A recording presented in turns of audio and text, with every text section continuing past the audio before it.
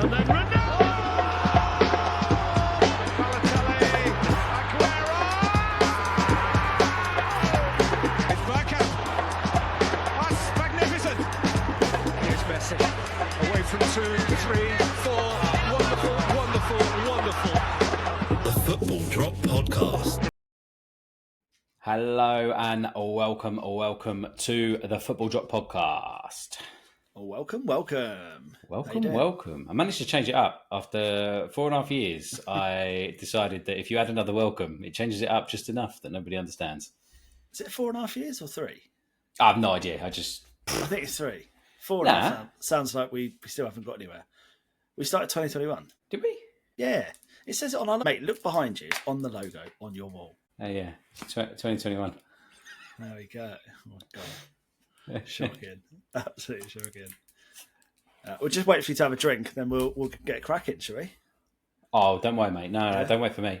Don't stand on ceremony for me, mate. I'll be doing that the whole way through. Don't you fret. Absolutely shocking, mate. Shocking. How you doing? You've had a bit of man flu this weekend after being on. Yeah, I don't. Yeah. I feel rough, but I'll be all right. What I'm really hoping for is when I go back to work tomorrow, it's all gone. It's all fine. I think we've got a heat wave coming. So, I'm really excited for that. Mate, I can imagine. Feeling excited about being back at work. Can't wait. I'm so excited. It's good, mate. See all your workmates and stuff and get back into the swing of it. Catch up with 2 weeks worth of emails and all the tasks that you've not done. That'll be brilliant. Yeah. And I mean, there was a lot of tasks that I hadn't done before I left. Imagine. So, it's going to be exciting shit. This week's going to be great. How are you? How's your weekend been? How's things? How's Ben? How's life? I'm good. I saw you on nice Friday. Long weekend. We did. We went out for, I say a few beers, but we had several Chepsies. Mate, I think I had more Chepsy in that evening than I had in the previous month. Yeah, mate, you was drinking it like it was going out of fashion. I was knocking them back, mate. I was like, another one. I'm like, no, I'm done. I've still got like one here. You're like, yeah, but I've another one. Yeah. Okay. You want to talk about that, do you? You want to talk about that? What? How many halloumi fries did you order that evening? I think we had 6. Maybe 7, actually, thinking about it. I counted 7. Yeah, I think it might have been 7. Was it 7? I think it was, yeah. That's wicked, isn't it? Yeah. Insane. I did share. Yeah, you did. Yeah. Waz had some. You had a few. Yeah, no, mate. I'm not. I wasn't saying it's all you. I'm just saying, how many fucking things did we have? Yeah, I did order a lot. Yeah. Every time you get a drink, you order halloumi fries. It's like an instinct. I think it's just a reaction. You're like, right, I'm gonna have a Chepsy, halloumi fries. Yeah, I'll have another Chepsy for Will because he's here. Yeah. Right, done. Paid. I think they've just probably saved us a favourite order at this point. Just automatically goes in my basket. Oh, 100%. And I think what they do on Saturday, every time they were pouring a Chepsy, they grabbed the halloumi fry and was like, oh, no, it's not him.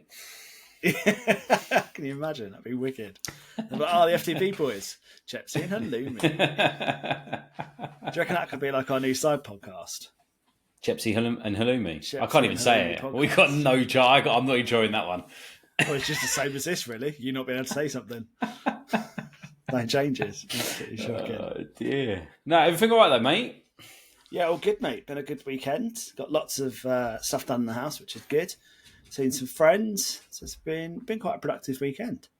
Yeah, mate. Your house slipping banging as well. You've done a really good job, man. Thank you, mate. The wardrobe's up now. So that's another thing off the list. So, can't complain. We're nearly there, mate. Nearly there. How about you? I suppose you've just been in bed.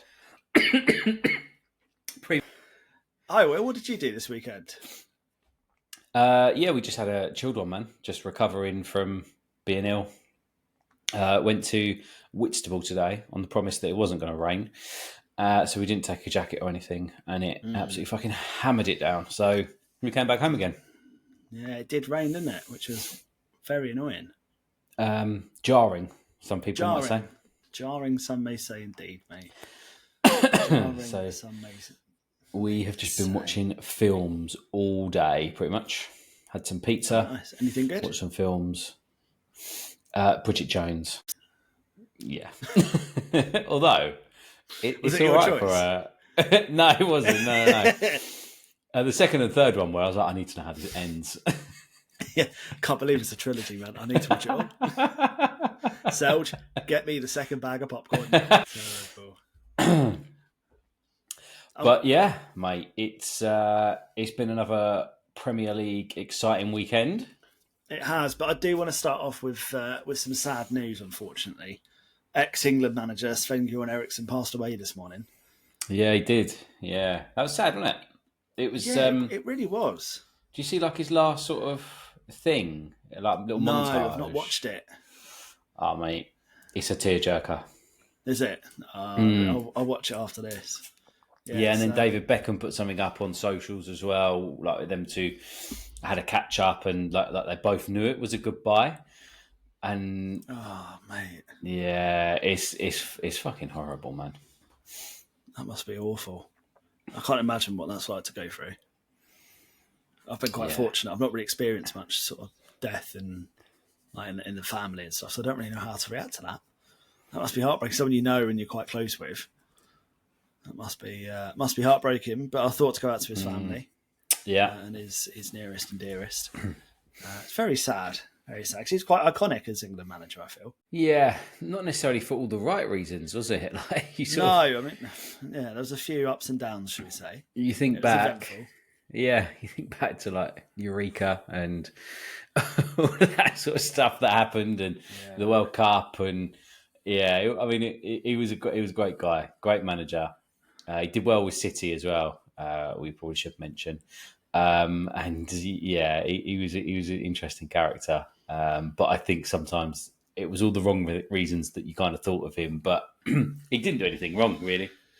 No, it's one of those. It's a loss of a big footballing personality. So our hearts go out to him. It's a little bit sad. But in some sort of other news, I suppose, that's going on in the world, Chelsea have signed some players, apparently, you were saying? Yeah, I saw something on social media earlier. Another young goalkeeper who's been known straight back out. I think it was from Bodo Glimt, somewhere like that. And then Atletico Madrid, they signed a player. And a youth guy from Boca Juniors and loaned him straight back to them. And you think... It's all big money. It's like 20, 30 million. So wow. Yeah, I mean, it's crazy, isn't it?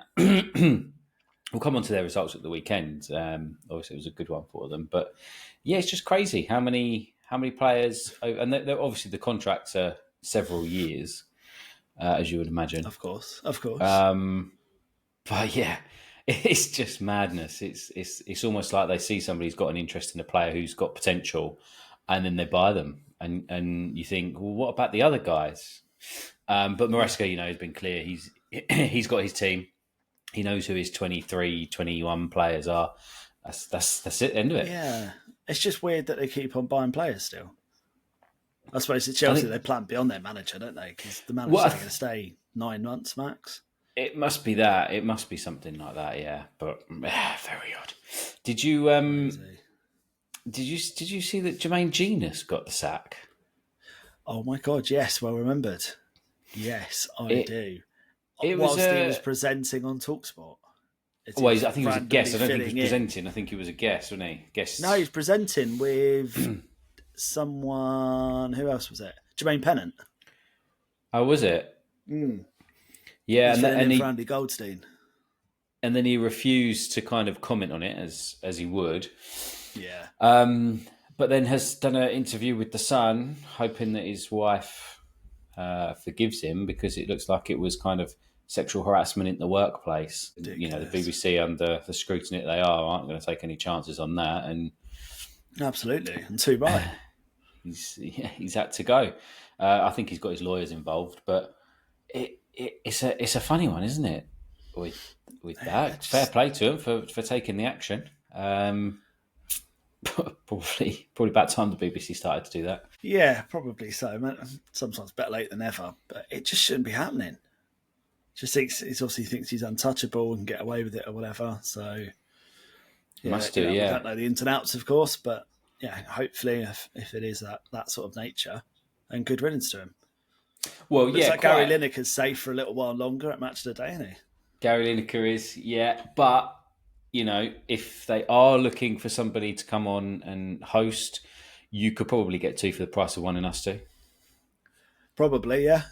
You got one that can't pronounce names. The other one hasn't actually watched the game and pretends to watch the game. So I think between us, we're sorted. I had to call you out. On that last week. You fucking pretending that you'd seen the Fabian Schär red card, and you didn't. I should have done it on air. I will stand by it though. I do think it's soft, just because of the way Brereton Diaz has dived on the floor like an idiot. Yeah, but you didn't know that at the time when you was defending. No, I didn't. And I'll hold my hands up to that. I didn't know, but yeah, there's some VAR controversy to get into in a bit. Yeah. Anything else from you before we move on? Osimhen, the transfer rumours spark and keep going on, don't they? Apparently a Saudi team want him. Chelsea are in talks with him. Apparently somewhere Arsenal are in talks with him still, which I don't really believe. But he wants 500 grand a week, apparently. That's the rumoured amount. What? Yeah, that's the rumoured amount. So he came 8th in the last Ballon d'Or. So, he's coming highly. He's doing well. But 500 grand? I mean, he's only had a couple of games. But still. Not like Erling Harland, is he? Which we'll come on to. Oh, yeah. Napoli have been quite poor. They have. They've been really... Over the last 2 seasons, really. Was it 8th? Game over. 8th last season? Something like that, yeah. 7th or 8th. Strange, mate. Strange. Fancy. Very strange. I mean, BBC, if you are listening, we wouldn't, come into negotiations like that. We would be a lot nicer and fairer and, just take whatever you offer, really. We take 140, 150 between us, to be honest with you.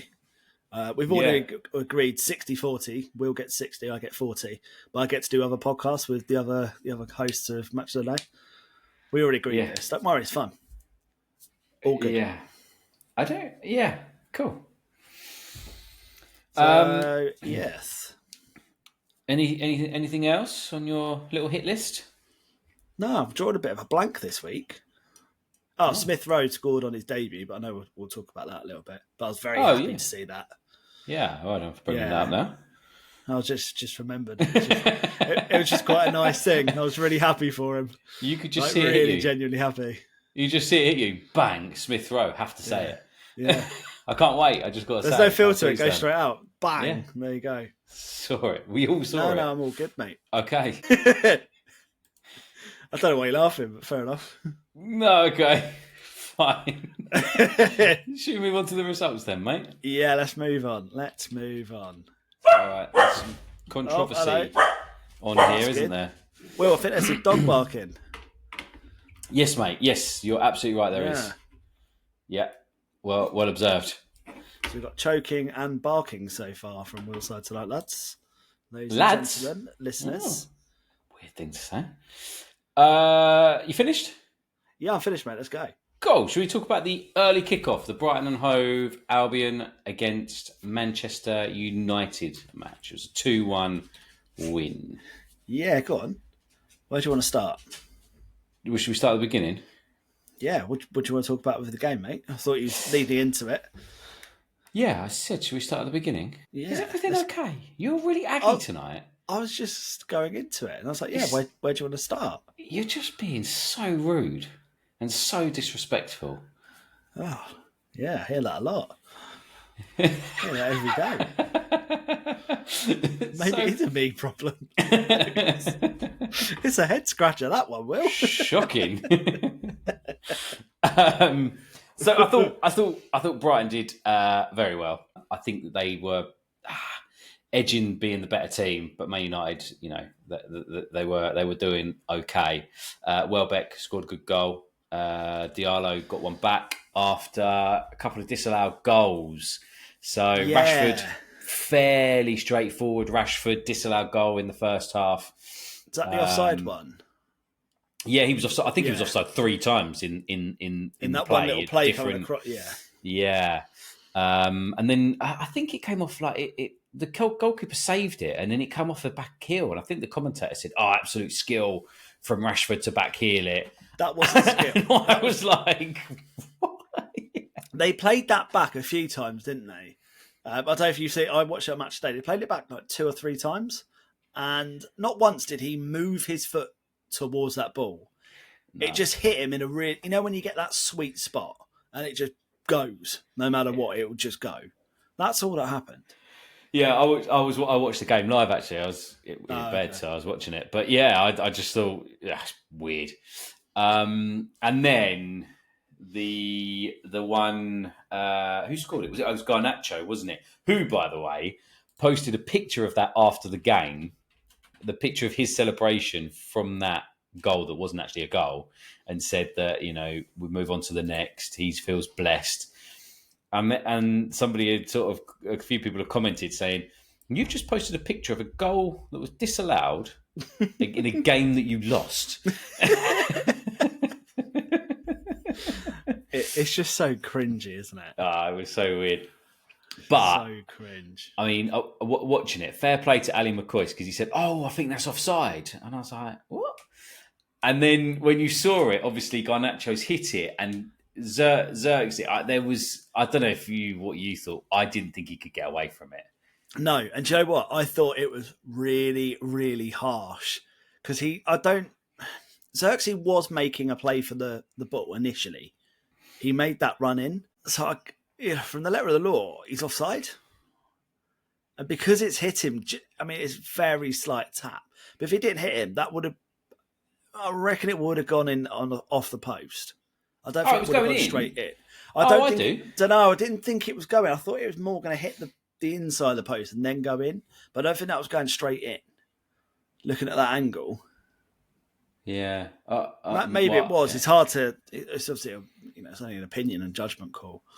But it was funny that obviously he scored late on in the first game. Everyone's like, "Oh, what a signing. He's great." Literally, he scored and...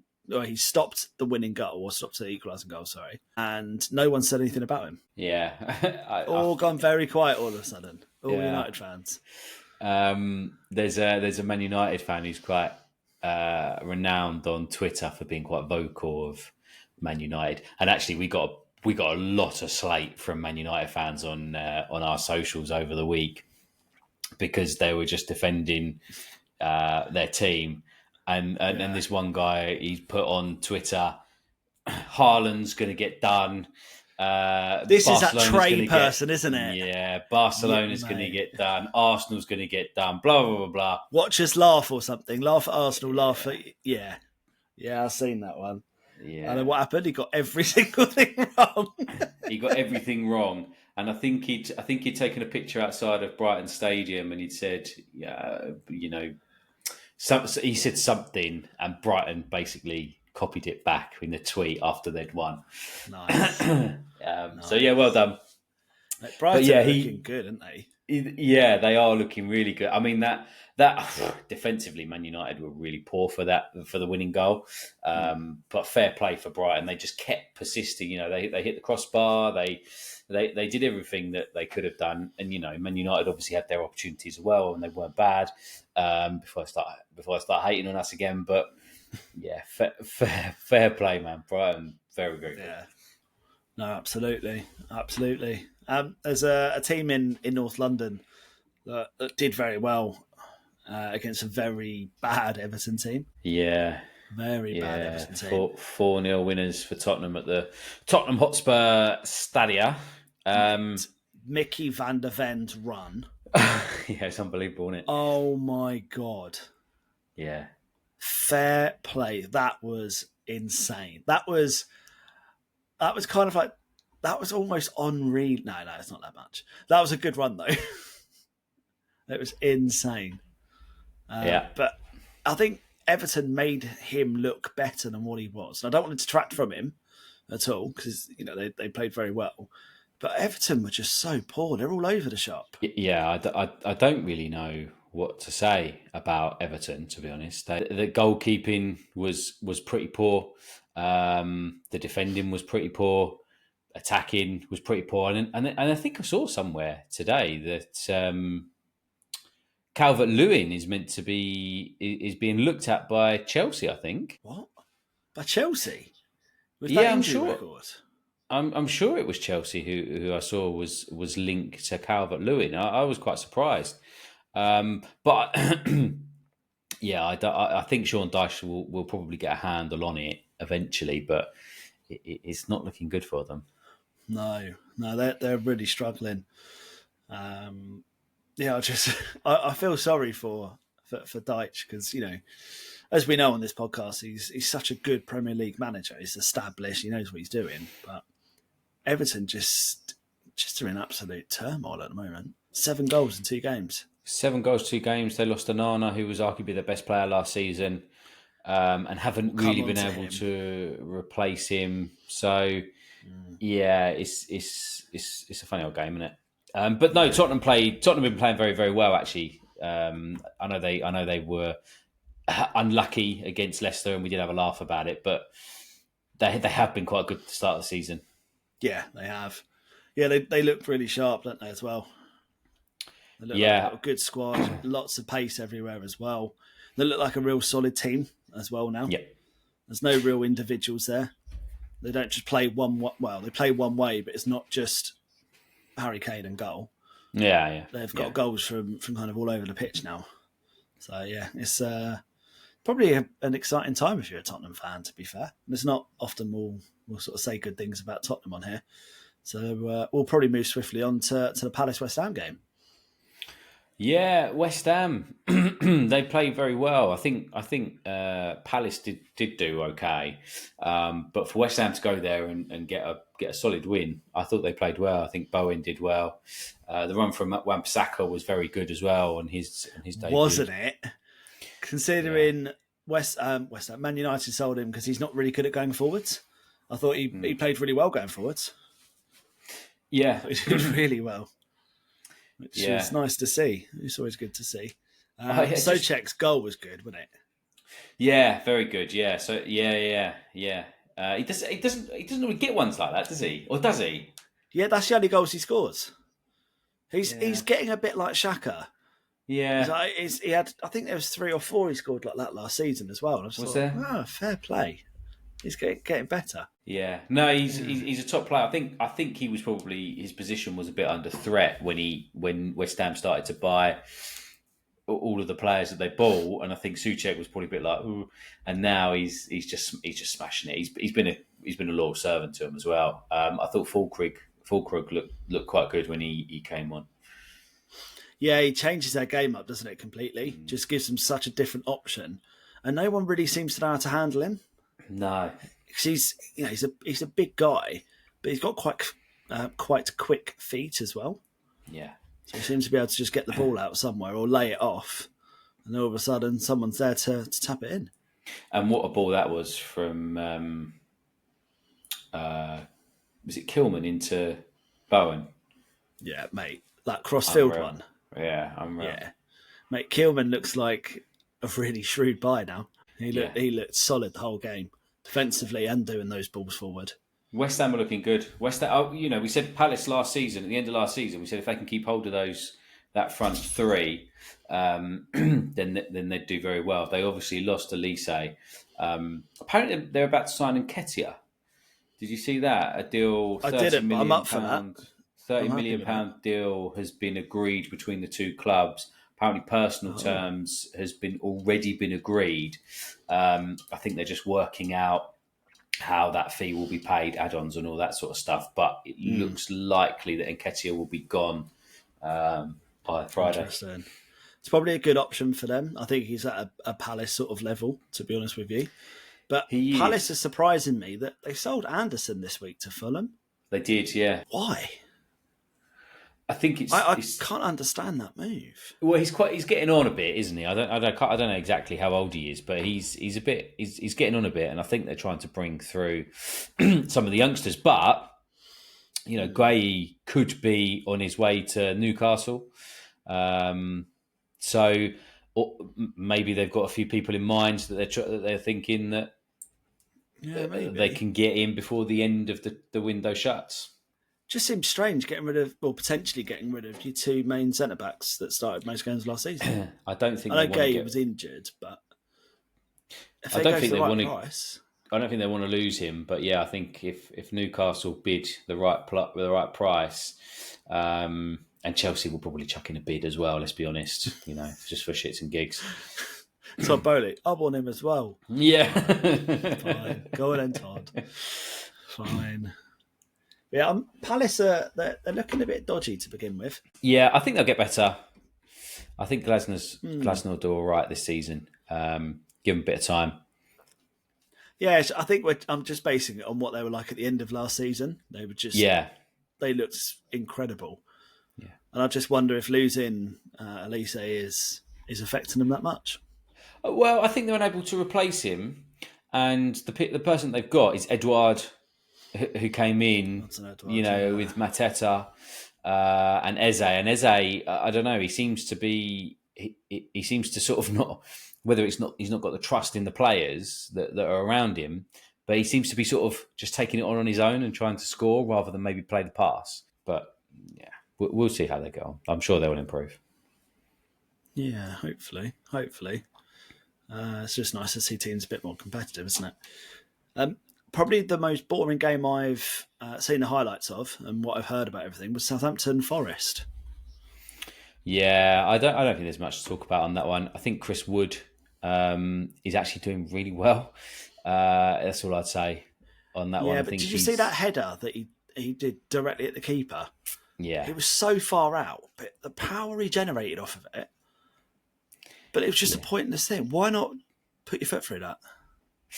Yeah, I think there's... Because he ducked down to hit it, didn't he?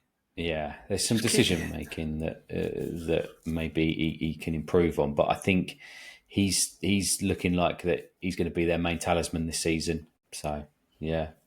Just keep an eye on him. But yeah, let's not talk about too much about it. I think it was a good kind of... I think I said last week it was a 6-pointer, so it was good for Forest to get that early win against Southampton there. Yeah, definitely. Fulham-Leicester. Ex-Arsenal boys on the score sheet for Fulham. ESR. How happy was you? ESR scoring. Yeah, I wasn't. I don't think I was excited as you are, but yeah, I was pleased for him. Pleased for him to get the goal. He does that so well, coming into the box late. Managed to get a good goal. Nice goal as well at that. Difficult angle. So yeah, I was pleased for him. Fulham seemed to be putting together a bit of a team. Definitely. And it was good to see Traore, Iwobi, ESR, some of the old school, along with Muniz, who's obviously a youngster coming through the ranks there. So yeah, good game. Mate, I just can't get over how rapid Traore is. Unbelievable, isn't it? It's just ridiculous, but his shooting is awful. Yeah. Oh, absolutely awful. Whoever their finishing coach is really needs to work on him. He's got everything else. He's got all the tricks. He just can't cross or shoot. Yeah, he's funny, isn't he? Bless him. Insane, mate. Insane. What's next on the list? Oh, City Ipswich. Yeah, should we go City Ipswich? That was an interesting one, wasn't it? I want to try and avoid the small dicks obvious joke there for Smodix at Ipswich, who scored the first goal. It's really difficult though, because I really want to call him Small Dicks. Like, I so badly want to call him that, but let's not do that. Luckily, we're professional on this podcast, aren't we? Willie Dick Salisbury. So yeah. Mate, early scare, very early scare for City there. Just goes to show that they are there for the taking for better teams. They didn't have Rodri, which is always going to be big. But yeah, it does open it up. Now, I think what you saw is a tale of kind of two halves, really, or a tale of 10 minutes where you can break through the lines. But if you do that, be prepared, because they'll come and fuck you up. Mate, Erling Harland pissed me right off, because I decided on FPL to not put him in. Did you go for a different tactic? Yeah. What? Yeah, because I wanted to be different because I knew that you'd put him in. And then obviously I saw Danny had triple captained him, and then Paul. So shout out to Paul.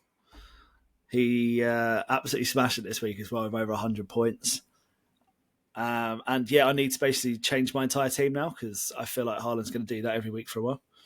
Do you know what? I'll be honest with you. So I have taken probably the most interesting FPL that I ever have in my entire life. But probably too late because I went into it on Sunday just to see who I'd picked. But I hadn't actually picked my team from the first time where I'd actually picked the players.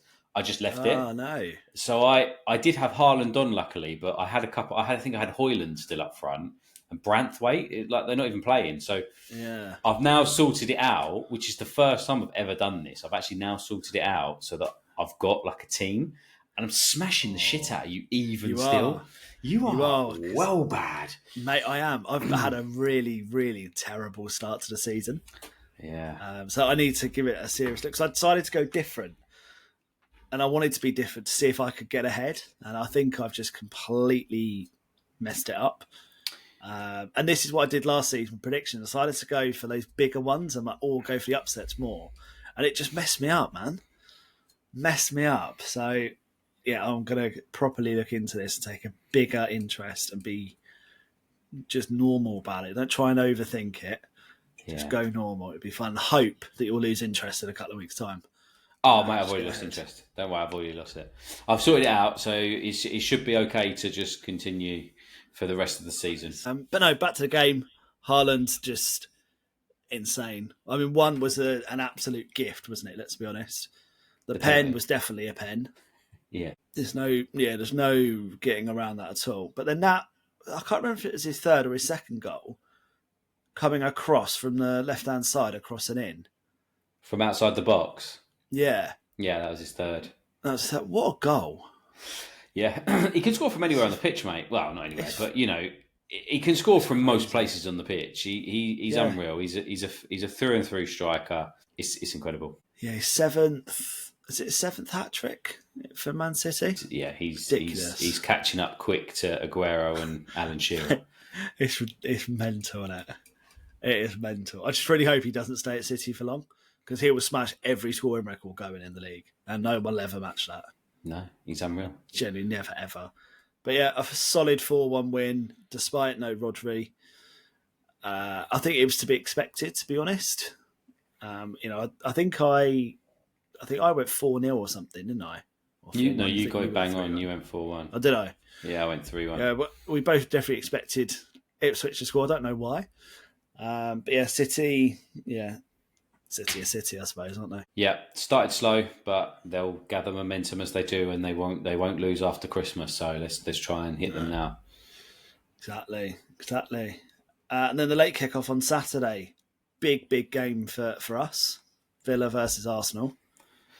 I know that we were texting throughout this, and I slated Thomas Partey quite a bit, didn't I? Yeah, and Timber. You said Timber and Partey have been I didn't think Timber did that well. I was kind of questioning what game you was watching. It was so frustrating. Yeah, no, I didn't understand this because I was watching the game and I was seeing that these players were doing okay. They weren't at their best. Don't get me wrong, Arsenal were not at their best. But I was watching them playing and I was seeing what they were doing and I was thinking, well, I don't think they're wank. Yeah, I wasn't impressed at all. And then Partey got a very lucky goal. Let's admit, very lucky, but a great goal nonetheless. Yeah. Yeah, it was. Wasn't it great to see Emi Martinez lose? Yeah, he got well sassy, didn't he? He did. Yeah, he was obviously unhappy. Proper sassy, at letting that one in. But yeah, it was a good game. I am slightly worried about Arsenal and their strike force because we've spoken about it. We've got Nketiah going. Jesus was injured, which leaves us with just Havertz. Trossard, yeah, but Trossard shows again. What happened with his celebration? Was he angry or was he just trying to be ice cold? Apparently he's pissed off about his game time. And do you know what? I can't really blame him Martinelli's not been good for 6, 7, 8 months now. Trossard is so reliable and so dependable. Yeah, I think the problem is he comes on and changes a game. He's that super sub, and I think for him that goes against him almost because he's just always there. He's always going to do what he needs to do. Yeah, I think he proved his point that you have to kind of play him, and I don't know if he wants to play in that number 9 position, and I don't know if he is a number 9. I think if you want to compete with Man City, and we just spoken about Harland, I think we need a proper number 9. The only person I know we say this every week. It feels like is Tony. It does seem like it, yeah, and he's available. I think he is available. Why are we not just buy him? Just go buy him. Go and buy him. But you don't want to upset that balance in the squad. Personality-wise, I think we've got such a good group. A bigger personality like that, does that rock the boat? Who knows? It's a real delicate scenario, isn't it? And situation to be in. I don't think so. I think you've got, because he's not going to come straight into the team. He's got to earn his place in the team. So you stick with Havertz, but then if you start to fall behind, which is what happened on Saturday. I know we didn't fall behind, but we could easily have fallen behind if it wasn't for Ollie Watkins being the most un-Ollie Watkins that he's been for a number of years. How he missed those two. And Raya, that was a fantastic save, but I think it was more of a miss from Watkins because if he'd have put it anywhere other than where he'd put it, it would have been a goal. Yeah, I was going to say, I think, don't get me wrong, you can't take it away. That was an insane save from Raya.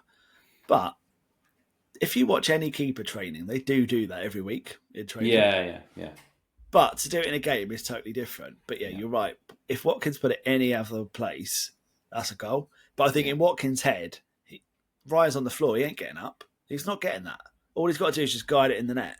Then all of a sudden, Raya with his massive hands, just like bang. You think, wow, how's he done that? Yeah. Like, so he got a couple of saves as well. He made a couple of great saves, to be fair to him. He was brilliant. Yeah. He was fantastic.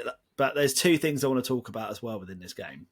One is how good is William Saliba with that recovery challenge. That was something special, wasn't it? Yeah. Unreal, yeah. Incredible. But the second one is, I think this season... I know what you're going to say. You know what I'm going to say. Who can't love Ben White right now? He literally did his best Will impression with the ball and hoof it as hard as he possibly can straight into the gut of John McGinn. And I've seen a clip do the rounds on, I think it was on Instagram, and there's a different angle of it. And you see Ben White's face. He boots it and he's like so angry and kicking it. And all of a sudden his face is fucking beaming. He's just like, got him. It was so funny. Yeah. Oh, it was such a good... And it was so accurate. Yeah, well, I know he wasn't that far away, but it was so accurate, straight in the stomach. Yeah. So every team needs a Ben White, I feel. He's quality, yeah. He's quality of football, and his banter is brilliant. Big 2-0 win for us. Big 3 points. Yeah. Huge. Showing already, very early, but huge. Showing already to win ugly, and that's what we've done. So it's a good sign. Our performances need to improve, and we need to get a striker. Yeah. Should we move on? Absolutely. Move on. Bournemouth 1, Newcastle 1. Bit of controversy in this one as well, William. Just a bit, mate. So, obviously, 1-1, controversy kind of happened towards the end, didn't it, really? Yeah. I thought, do you know what I thought? Newcastle's badge was just awful. What is that about? Say that again, sorry. Your thing cut out. The badge on their third kit. It's an NUF and then an upside like around the upside down sort of C. I didn't see that. Ah, mate, it's awful. I was looking at it. I didn't see it. Who's designed this? Scott fucking Parker. Jesus Christ, it was awful. You love talking about Scott Parker whenever you can, didn't you? I saw you put something on socials a little while ago as well about him. I was like, I looked thinking, I definitely didn't do this. But so yeah, 1-1. Tavernier, good goal. Gordon, nice goal. Bournemouth were playing. Yeah, it was. Yeah, Bournemouth were playing very well actually. And then they get a corner right at the end of the game, and it goes in, and it's ruled out for offside. What this is now. Yeah, it apparently came off of his arm and was given as handball. But for me, and I think for most other people, including Alan Shearer, who, if somebody's going to be biased against Newcastle, Alan Shearer is going to be that man. Of course he is, yeah. Said that it was not handball. It hit him on the shoulder. He had his arm over the defender in front, bosh, off of his shoulder, into the back of the net. And it was disallowed. And I don't blame Iraola for being as pissed off as he was, because he was livid. It was an awful decision. Yeah, it was. And it cost Bournemouth 2 points, because there's no way they would have probably gone on to have lost that. Yeah, no, I agree. But the thing is, the letter of the law is to the sleeve, isn't it? Yeah, it was above the sleeve. Well, it was above where that sleeve mark was. It was above it, so it's a goal. So there's no more to it. I don't know if you watched I don't know if you caught Match of the Day 2. No, I haven't. Okay, so there was there's a graphic from is it IFAB? No idea. Yeah, I think it's them. And there's this sketch. It's quite funny, and basically it's from the bottom of the armpit, But who, I mean, where does the armpit? Where does the armpit start and stop? So that's kind of what they were saying. So it's not necessarily the sleeve. It's kind of. Yeah, I mean, it is ridiculous, but there's no way was it handball. You could sort of argue that you could do it sort of there, can't you? Yeah, but he's gone like that with his shoulder. It's not. It's really he hasn't chucked an arm at it as if to use it. He's gone in for the header and it's just hitting. It's so unfortunate. It's awful. As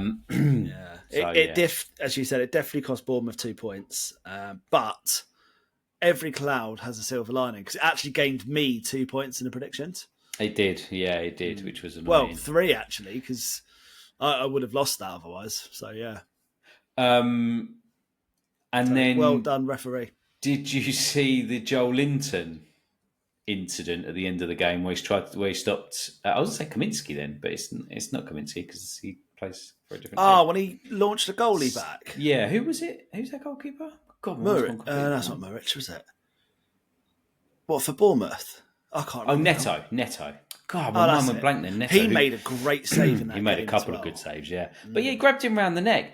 And actually, you saying Muric has just reminded me, right? Can you imagine being Muric?